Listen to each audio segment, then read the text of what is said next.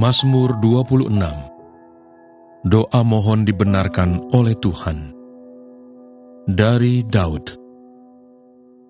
Berilah keadilan kepadaku ya Tuhan, sebab aku telah hidup dalam ketulusan.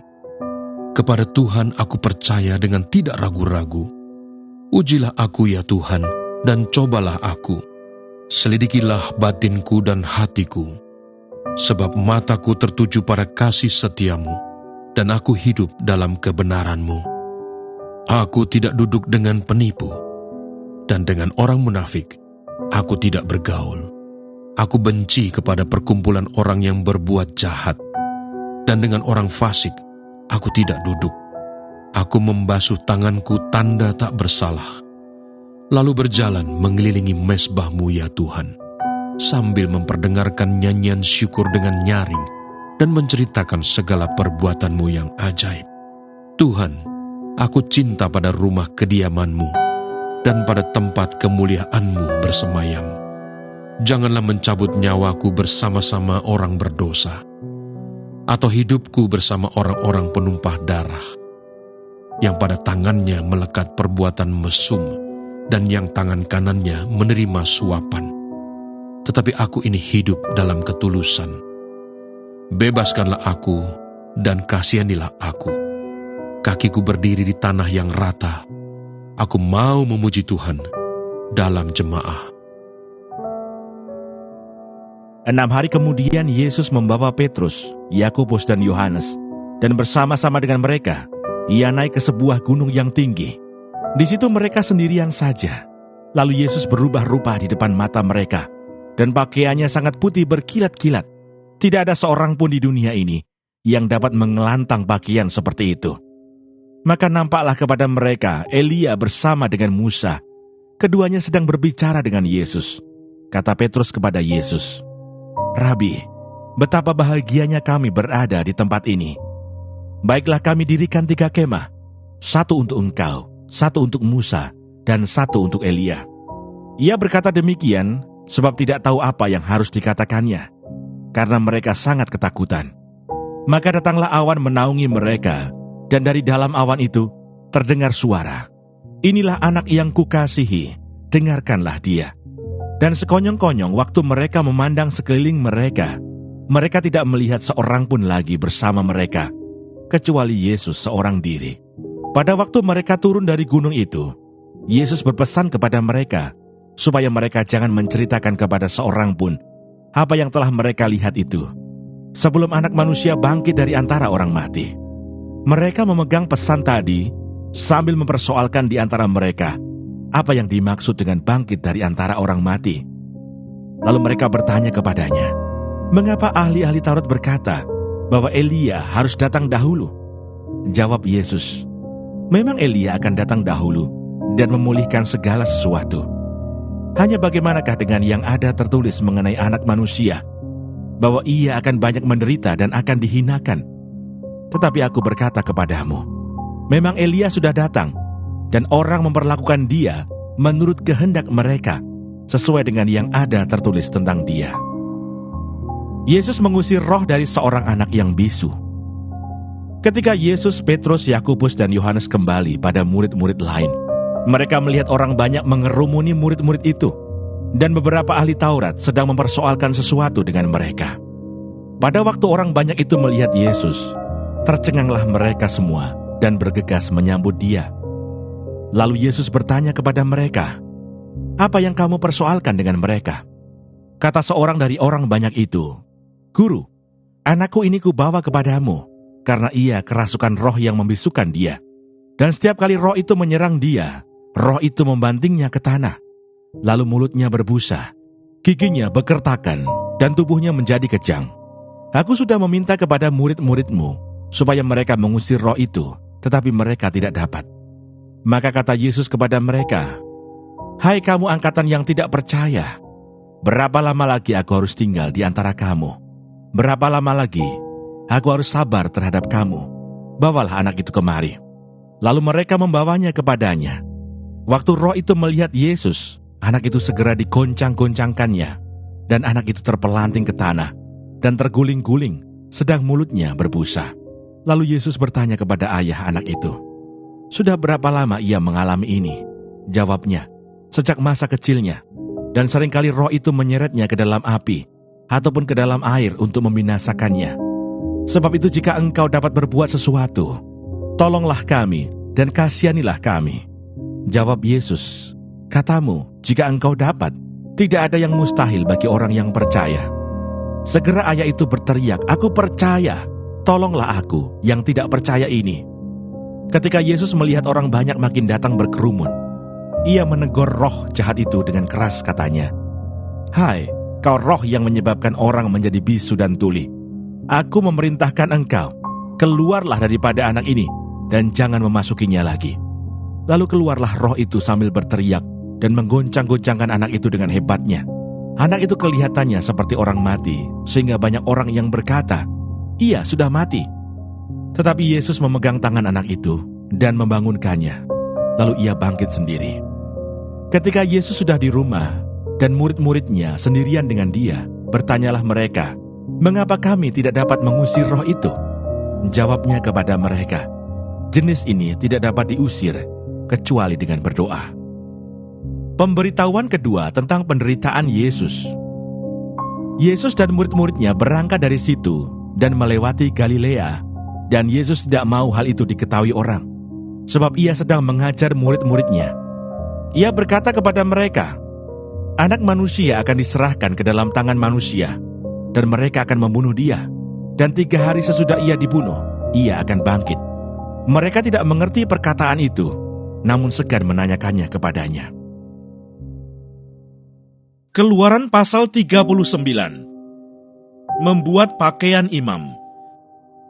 Dari kain ungu tua, kain ungu muda, dan kain kirmisi, dibuat merekalah pakaian jabatan yang dipakai apabila diselenggarakan kebaktian di tempat kudus. Juga dibuat mereka pakaian-pakaian kudus untuk Harun, seperti yang diperintahkan Tuhan kepada Musa. Dibuatnyalah baju efod dari emas, kain ungu tua dan kain ungu muda, kain kirmisi dan lenan halus yang dipintal benangnya. Mereka menempa emas papan dan dipotong-potongnya lah itu menjadi benang emas, untuk dipakankan pada kain ungu tua, pada kain ungu muda, pada kain kirmisi, dan pada lenan halus, buatan seorang ahli. Dibuat merekalah tutup bahu pada baju efod itu yang disambung kepadanya, di kedua ujungnya lah baju efod itu disambung. Sabuk pengikat yang ada pada baju efod itu adalah seiras dan sama buatannya dengan baju efod itu, yakni dari emas, kain ungu tua, kain ungu muda, kain kirmisi, dan lenan halus yang dipintal benangnya, seperti yang diperintahkan Tuhan kepada Musa. Dikerjakan merekalah permata krisopras, yakni dililit dengan ikat emas, diukirkan padanya nama para anak Israel yang diukirkan seperti meterai. Ditaruhnyalah itu pada kedua tutup bahu baju efod sebagai permata peringatan untuk mengingat orang Israel, seperti yang diperintahkan Tuhan kepada Musa. Dibuatnyalah tutup dada, buatan seorang ahli. Buatannya sama dengan baju efod, yakni dari emas, kain ungu tua, kain ungu muda, kain kirmisi, dan lenan halus yang dipintal benangnya. 4 persegi dibuatnya itu, lipat 2 dibuat mereka tutup dada itu, sejengkal panjangnya dan sejengkal lebarnya. Ditatah merekalah itu dengan 4 jajar permata, permata yaspis merah, krisolat, malakit. Itulah jajar yang pertama. Jajar yang kedua, permata batu darah, lasurit, yaspis hijau. Jajar yang ketiga, permata ambar, akik, kecubung. Jajar yang keempat, permata pirus, krisopras, dan nefrit. Dililit dengan ikat emas. Demikianlah permata-permata itu dalam tatahannya. Sesuai dengan nama para anak Israel, permata itu adalah 12 banyaknya, dan pada tiap-tiap permata ada diukirkan seperti meterai, nama salah satu suku dari yang 12 itu. Juga dibuat merekalah untuk tutup dada itu untai berpilin, yang buatannya sebagai tali berjalin dari emas murni. Dibuat merekalah 2 ikat emas, dan 2 gelang emas, dan kedua gelang itu dipasang pada kedua ujung tutup dada. Dipasang merekalah kedua untai emas yang berjalin itu pada kedua gelang itu di ujung tutup dada. Kedua ujung lain dari kedua untai berjalin itu dipasang merekalah pada kedua ikat emas itu. Demikianlah dipasang pada tutup bahu baju efod di sebelah depannya. Dibuat merekalah 2 gelang emas dan dibubuh pada kedua ujung tutup dada itu, pada pinggirnya yang sebelah dalam, yang berhadapan dengan baju efod. Juga dibuat merekalah 2 gelang emas dan dipasang pada kedua tutup bahu baju efod, di sebelah bawah pada bagian depan, dekat ke tempat persambungannya di sebelah atas sabuk baju efod. Kemudian diikatkan merekalah tutup dada itu dengan gelangnya kepada gelang baju efod dengan memakai tali ungu tua, sehingga tetap di atas sabuk baju efod, dan tutup dada itu tidak dapat bergeser dari baju efod, seperti yang diperintahkan Tuhan kepada Musa. Dibuatnyalah gamis baju efod, buatan tukang tenun, dari kain ungu tua seluruhnya. Leher gamis itu di tengah-tengahnya seperti leher baju sirah. Lehernya itu mempunyai pinggir sekelilingnya, supaya jangan koyak.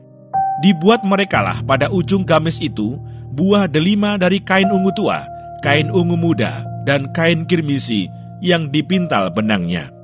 Dibuat merekalah giring-giring dari emas murni, dan ditaruhlah giring-giring itu di antara buah delima pada ujung gamis itu, berselang-seling di antara buah delima itu, sehingga satu giring-giring dan satu buah delima selalu berselang-seling pada sekeliling ujung gamis yang dipakai apabila diselenggarakan kebaktian seperti yang diperintahkan Tuhan kepada Musa.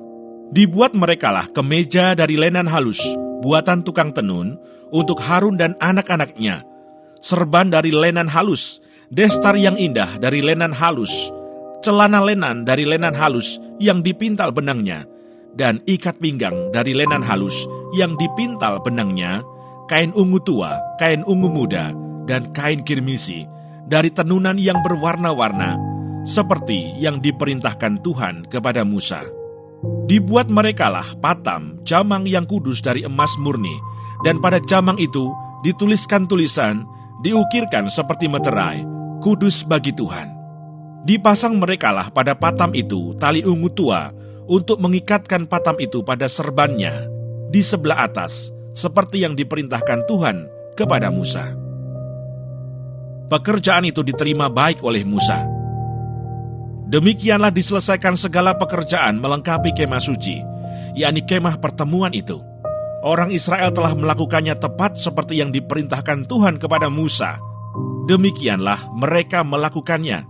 Dibawa merekalah kemah suci itu kepada Musa, yakni kemah dengan segala perabotannya, kaitannya, papannya, kayu lintangnya, tiangnya, dan alasnya, tudung dari kulit domba jantan yang diwarnai merah, tudung dari kulit lumba-lumba, tabir penudung, tabut hukum Allah dengan kayu-kayu pengusungnya, dan tutup pendamaian, meja segala perkakasnya, dan roti sajian, kandil dari emas murni, lampu-lampunya, lampu yang harus teratur di atasnya, dan segala perkakasnya, minyak untuk penerangan, mesbah dari emas, minyak urapan, ukupan dari wangi-wangian, tirai pintu kemah, mesbah tembaga dengan kisi-kisi tembaganya, kayu-kayu pengusungnya dan segala perkakasnya, bejana pembasuhan dengan alasnya, layar pelataran, tiangnya dan alasnya, dan tirai untuk pintu gerbang pelataran, talinya dan patoknya, segala perkakas untuk pekerjaan mendirikan kemah suci, yakni kemah pertemuan itu. Pakaian jabatan yang dipakai apabila diselenggarakan kebaktian di tempat kudus, pakaian kudus untuk imam Harun, dan pakaian anak-anaknya untuk memegang jabatan imam. Tepat seperti yang diperintahkan Tuhan kepada Musa, demikianlah dilakukan orang Israel segala pekerjaan melengkapi itu. Dan Musa melihat segala pekerjaan itu, dan sesungguhnya lah mereka telah melakukannya seperti yang diperintahkan Tuhan. Demikianlah mereka melakukannya. Lalu Musa memberkati mereka. Keluaran pasal 40. Musa mendirikan kemah suci. Berfirmanlah Tuhan kepada Musa, pada hari yang pertama dari bulan yang pertama, haruslah engkau mendirikan kemah suci, yakni kemah pertemuan itu. Kau tempatkanlah di dalamnya tabut hukum, dan kau pasanglah tabir sebagai penudung di depan tabut itu. Kau bawalah ke dalamnya meja dan taruhlah di atasnya perkakas menurut susunannya. Kau bawalah ke dalamnya kandil dan kau pasang lampu-lampunya di atasnya.